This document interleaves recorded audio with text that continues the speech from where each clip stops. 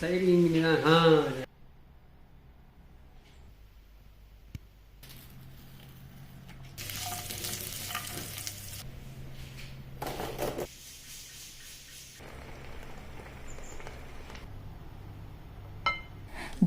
the festival of lights, colors, food, decoration, family, friends is all that I'm expecting. And with all the joy and happiness that I love decorating the house with colors and lights. I'm going to use my Cricut Maker 3 for good today with very simple and easy patterns, but yet creating amazing art piece that anyone can do and would love to do.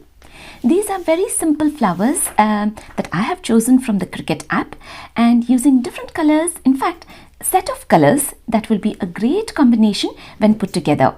I'm using the light grip mat and using one colored paper sheet at a time to get the flowers cut. And Cricut Maker 3 does an amazing job that seeing it work is such a nice feeling on its own. This way, I continue using different colored paper sheet to cut the same pattern. Now the idea here is to create strings of flowers like a garland that I can hook on. Look at these beautiful flowers that are cut, and all I have to do is to just lift them and keep them ready to garland. Even though it's a very simple pattern that I have chosen, and with the flowers having 2 holes on either side, cut very neatly, it will be a lot easy to pass the string across. I find using the Cricut machine quite relaxing, and also when I open, there are millions of ideas, designs that are readily available, making it all easy to decorate the house for any occasion. And I think what I'm creating today can be used not only for Diwali, but also for gatherings at home and birthday parties. I will need 13 flowers approximately for one string, and I'm looking to make around 9 strings to decorate our bifolding doors in the kitchen. So with all of them ready now, I take a break as I'm really hungry for lunch. And for lunch, I'm planning to make bread uppit, and as this is going to be really fast and quick, and these are some of the recipes that I love to make, especially during festival season, which are really busy with lots happening. I have 5 slices of seeded Warburton's bread. You could use any, but I love bread which is seeded, and it also tastes really good for this recipe. And cutting the bread into small cubes makes a huge difference to the taste. So I have the bread cut in small sizes. I have half a bell pepper, 1 medium-sized onion, 1 green chili and lime. This recipe requires a little extra oil, and I add in mustard seeds, half a teaspoon of chana dal and urad dal, green chilies, onions and bell peppers together, and stirring occasionally until they are softened. I add in salt and lime, and then the bread cubes, ensuring to add in even the bread crumbs as well. In fact, the bread crumbs taste a lot good while eating. This is the quantity which will be sufficient for 2, and it's quite a filling. I normally make it for breakfast, and I just give it a good stir and covering it up for a minute or 2 to warm up, and also for the bread to turn soft and cooked. And then I add in coriander leaves to finish. My husband normally doesn't eat afternoon lunch. I like to give and make him eat anything that I make, so just a small portion for him to taste. And this is my portion that will keep me going on for the rest of the day. And also when it comes to Diwali, we love eating Chakli, Nippattu, Shankarpale and a lots more of sweets and savories that are at home. And just to keep munching as and when we are passing around. And when it's homemade, it's even better. So I have started making with Chaklis for today, which is also called as Muruku, for which I'm using dariya dal, we call it as putane or kadle, and grinding it into a fine powder. In a big mixing bowl, I have 1 cup of putane hittu, which is dariya dal powder, and 2 cups of rice flour.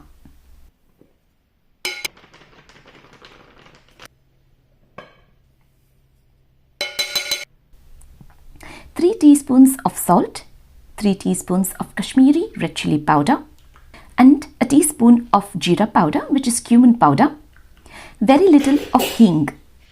Now in a small vessel, I add in 1.5 cup of water. Now the quantity of water is half the ratio of flour. To the water, I add in a teaspoon of poppy seeds, 2 teaspoons of ghee, and allow the water to come to a good boil.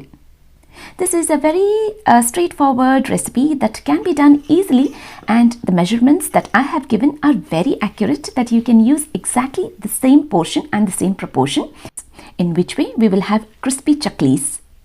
I use a food processor with the dough tool to knead the dough. Yes, of course, you can use your hands to knead the dough, but using a food processor is a lot easy, giving those good spikes for your chaklis, and also it saves up a lot of time and a lot of energy, making the most tedious of the jobs easy. And parallelly, I can also work on a lot of things at the same time.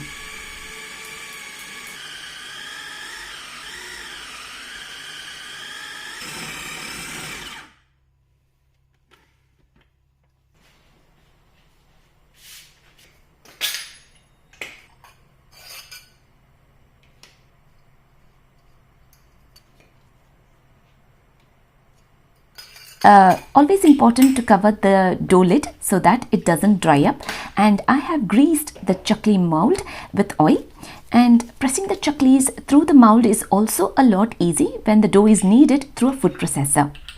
I normally do and plan it in such a way when the whole family is at home making festival sweets and savories. They all love to help me in the kitchen, and we find it fun working together. Henry, Bartiri. Hey Saniko, Raja, one dabbi takkodbarma. You've cooked a bit, can I try a bit? Of course, ಮಾಡಿದ್ದೆ chakli ನಿನ್ಗೋಸ್ಕರ. No, I know, but like... ಹೌದಾ? ಓ, ಹಿಡಿಸ್ತದೆ ಎಲ್ಲ ಹಾಕೋಣಂತೆ. ಹಾಂ, ನಾನು next ಇದು ಮಾಡ್ತಿರ್ತೀನಿ ಅಷ್ಟೇ. ಹಾಂ, ತೆಗೆದ್ಬಿಡ್ರಿ ಹಾಗಾದ್ರೆ. ಟಿನ್ ಪಿನ್ ಇಂದ ಹೆಂಗ್ ಬಂತೆ ಡಿಸೈನರ್ ಚಕ್ಲಿ? Good. You look so dedicated to doing it. ಇದನ್ನ ಹಾಕಿ ಸರಿ ಬಟ್ ಹುಷಾರಿ ಎಣ್ಣಿನ. ಸೈಡ್ ಹಿಂಗೆ ಸೈಡ್ ಬಿಡಲ್ಲ ಜಾಗ ಆಯ್ತು. And spending a lot of time as a family together for the weekend. And of course, we are missing Shreya a lot, who loves eating home-cooked festive food, and we'll be home this weekend. So we are getting all ready faster in making all the preparations. And when we all work together, it really feels like festival season, and a whole big box of chaklis definitely brings in the festive mode. I've shown this recipe more in detail almost 4 years back when I had just started my YouTube journey, but that video hasn't reached a large number. But this recipe of my mother is so good that I felt it's important to share it again, and it's such an easy recipe that anyone can do, and the chaklis taste amazingly good. Later in the evening, I sit down in my very own comfy PJs to string the flowers cut. I'm using a thread to tie like a hook to begin, and then pass the string to the other side of the hole to combine it at a distance to pierce another flower. There is no set rule, but just following and picking colors to what would match with the other. Tying a knot after every flower so that it holds its position and doesn't move.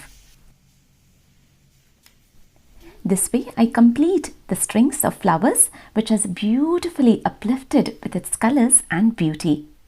I'm totally feeling and having the festive feeling now.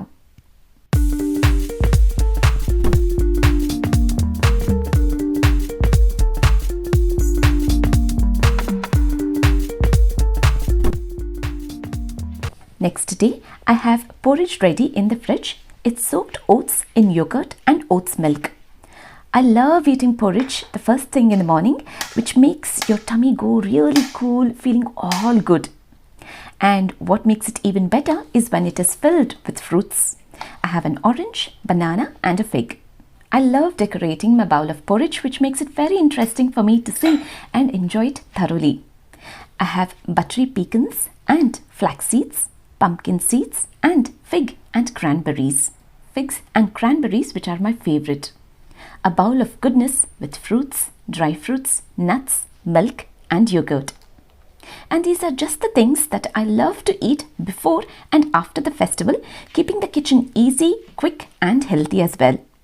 And whenever I can, I prefer eating outside the kitchen, in which way I'm away from the kitchen at least for some time, which actually makes me feel good and motivated to come back again to work in the kitchen. Now I have this beautiful necklace that I'm gifting it for Diwali to my friend Rovina, who loves Indian food, Indian clothes, Indian festivals. She's my Kathak dance friend, and I just love her for her enthusiasm that she shows in learning, and is a very good listener who's there to listen to you when you need the most. So gifting this Diwali an Indian necklace that she can wear, then making it more personalized using my Cricut Maker 3. I have this beautiful cloth. I just love the color. It's very vibrant and very apt as well for Diwali. Now to match with this color, I'm using Smart Iron-On in silver, and I've chosen these Diwali designs to cut.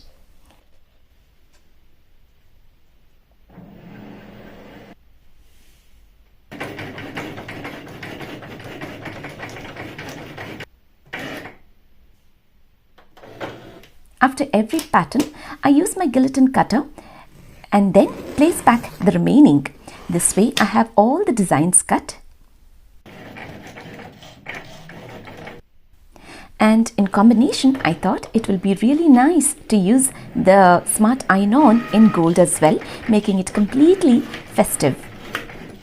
Now that I have everything ready, all I have to do is use my easy press on.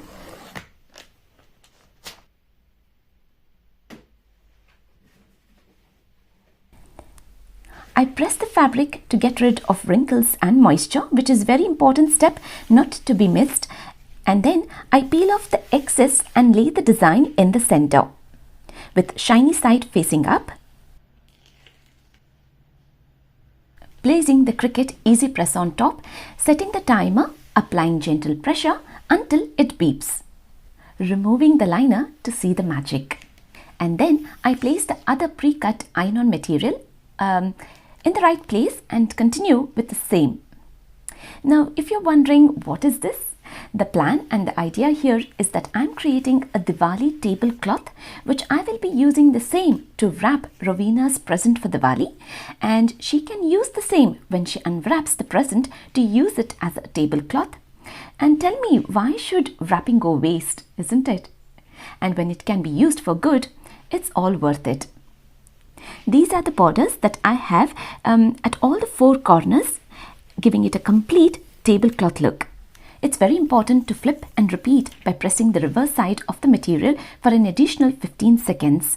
By pressing both sides ensures the design sticks wash after wash. I'm leaving a link of this wonderful machine, Cricut Maker 3, and easy press on details for you all to have a look at, to get all creative with all that you can make with this extraordinary machine. Just to see how it's going to work, just the way I had visualized. Very happy with the finished look. And this way there is a personal touch that I have added on to the gift with the help of my Cricut Maker 3 and Easy Press On from Cricut, that Rovina can use the fabric in multiple ways, either as a tablecloth or as a scarf or as a bandana or to tie it to her bag. I can't wait to see the look on Rovina's face.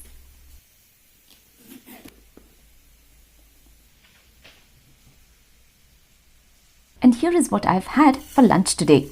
Broccoli kurma with spices and rice. I have washed half a cup of basmati rice. To this, in the pressure cooker, I add in cumin seeds, 1 clove, 1 star anise, 1 cardamom, 1 bay leaf, measured 2 cups of water, ghee. This way, the rice will have all the spices infused while pressure cooking, and the ghee will separate every granule of rice.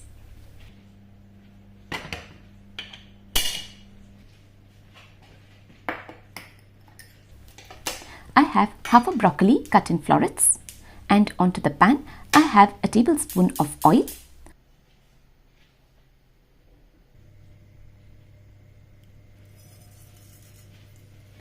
teaspoon of cumin seeds, around 10 almonds, badam, ginger, 1 big onion, and then I add in tomatoes.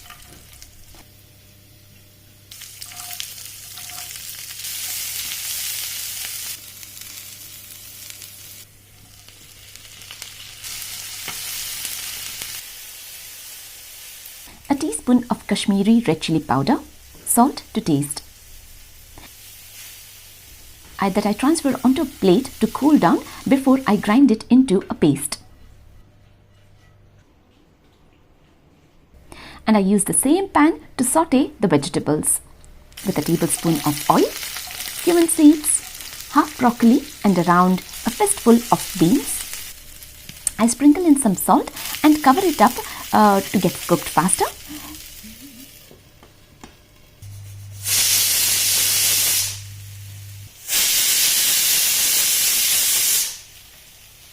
And then I add in the onions. Later on, when I see all the vegetables softened and cooked, this is the time that I add in the curry mix that I have made into a paste along with a tablespoon of kasuri methi leaves that I wash before adding. And then I add in the coriander leaves, a teaspoon of garam masala and a few drops of lime. This broccoli kurma can be made in 15 minutes time and is a very good combination with chapati, puri, rice as well. I would say basmati rice is a great combination.